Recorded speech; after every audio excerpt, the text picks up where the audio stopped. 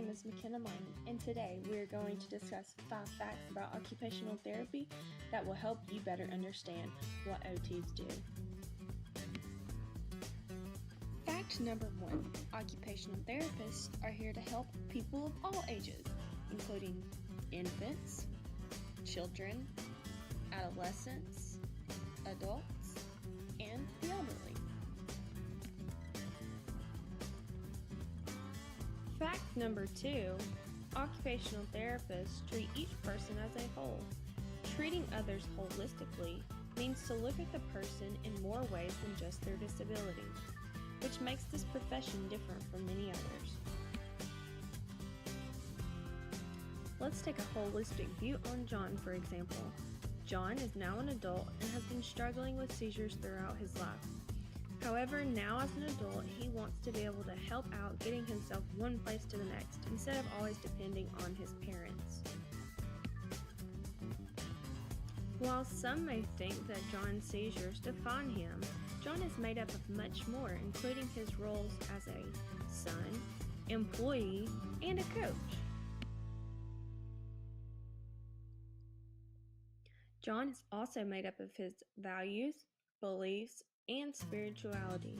Other things that shape and are meaningful to John is the environment he interacts in, such as home, work, the outdoors, and his social environment.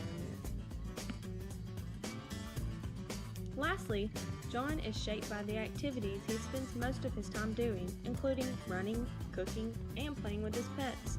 John is not defined by his seizures.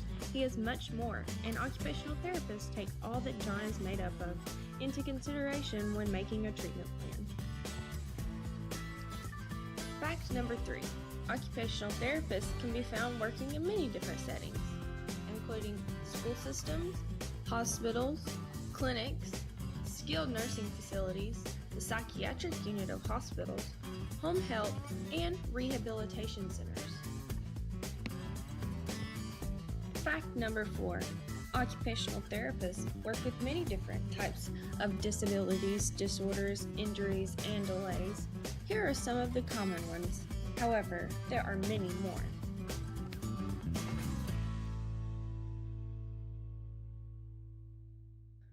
Lastly, fact number 5.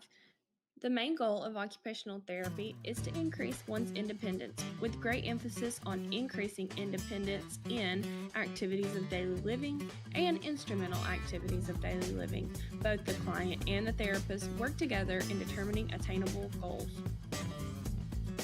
While the goal is independence, it can be seen in many forms. Independence can include getting back to completing the activity on your own, with assistance from others or devices, or with modifications to the activity and or the environment to complete the task at hand. Let's go back to John, for example. His goal was to be more independent in transportation. The therapist then begins to work her magic to help John achieve his goal of independence in transportation. Here are a few questions that the therapist may begin to wonder about. Is John wanting to drive independently? Are there legal restrictions keeping him from obtaining his driver's license because of his seizures? What resources does John have available to him? Are there options for public transportation near where John needs to go? And lastly, what has motivated John to want to be more independent in his transportation? Well, I hope these 5 facts have gave you a better understanding of what occupational therapists do. Thanks for watching! Created using Powtoon.